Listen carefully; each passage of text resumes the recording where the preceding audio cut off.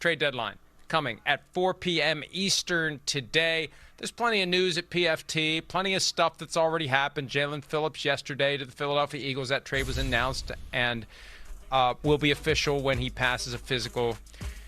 There are some of the trades that have already happened. Draymond Jones went from the Titans to the Ravens yesterday. Most recently, standout linebacker Logan Wilson from the Bengals to the Cowboys. So, give me one team that should buy at the deadline. One team that should buy.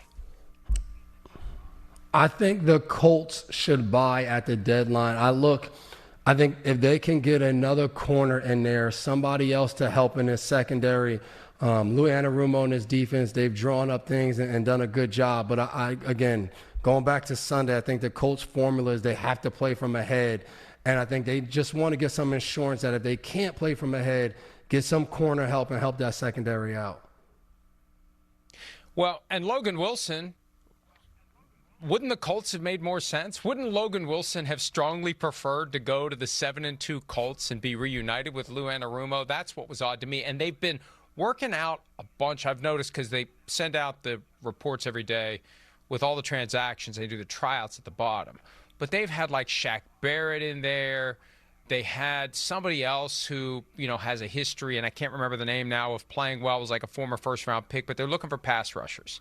And they would be a team that, maybe if the Bengals are moving guys, Trey Hendrickson could make the quick trip from Cincinnati to Indy. So I think they make sense to just address some of their flaws and get ready for the stretch run. I think the Steelers need to be looking at a receiver, and I get the impression they have been, but they don't have a clear number two.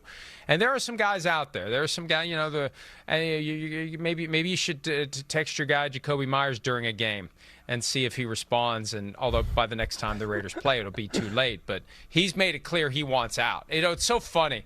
Yeah. Like, usually when a guy wants out, it's leaked to a reporter or it's denied. He's one of the few that's like, yeah, I want get me the hell out of here. And I respect it when a guy is willing to come out and say what he wants.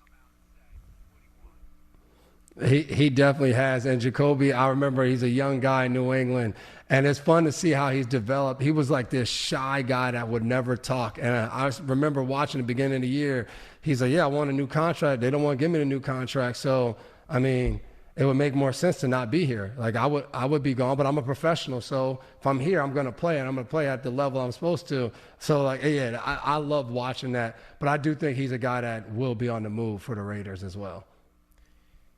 Give me one team that should sell on deadline day.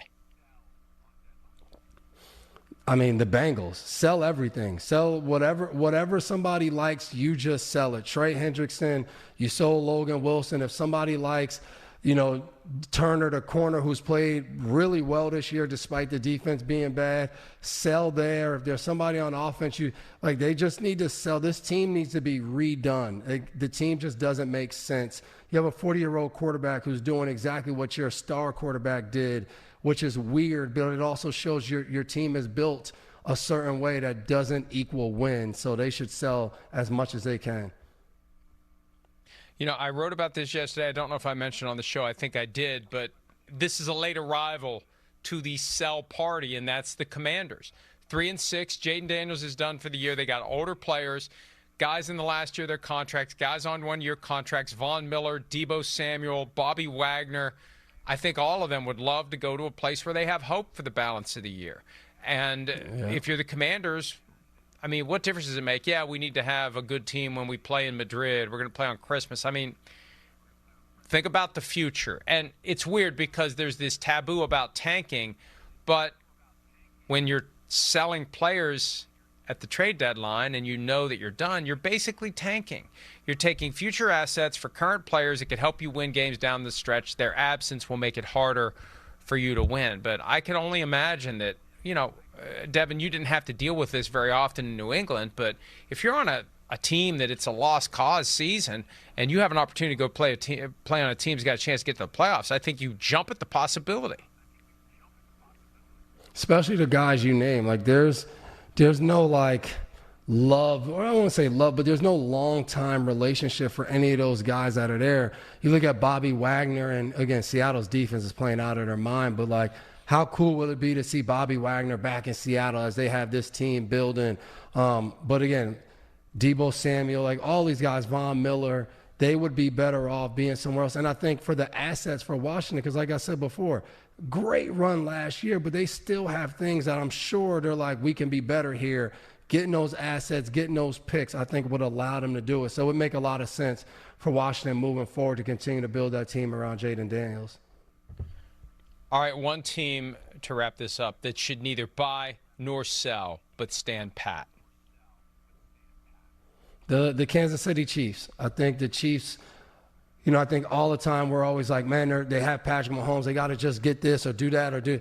I think this is, one of the first times in a few years where it's like, hey, we got what we need here. Let's get everybody back. Let's get Pacheco back.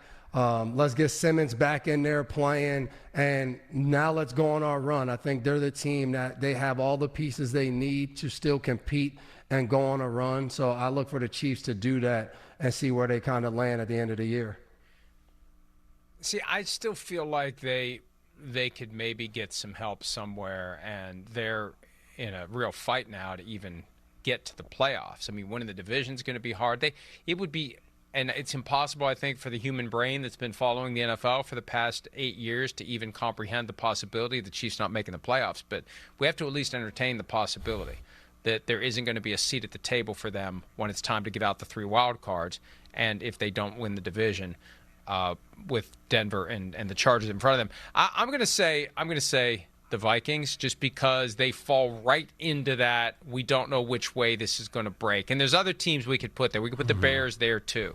Maybe we could put the whole NFC North there, because they're all kind of in that we don't know which this way is going to go. Let me just broaden it to the whole NFC North, because think about it. The Packers are 5-2-1. They've lost Tucker Kraft. We don't know, and there's just a weird vibe there offensively. The Lions are 5-3. Like, for all 4 of those teams, it can go one way or the other, and you don't want to mortgage the future for something that may not make a difference now, because we don't know how this is going to go. And how much help do you when was the last time? And as I say that, I'm thinking I'm probably missing something obvious, and maybe I am. But when was the last time that somebody made a deadline trade that really propelled a team?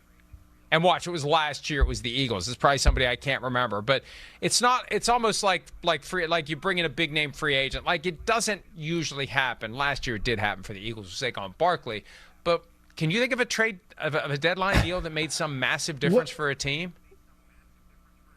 When did Von Miller get traded to the Rams? Oh, that was 21. Yes, there's one. Yes. That was a big trade. And I was just saying that yesterday.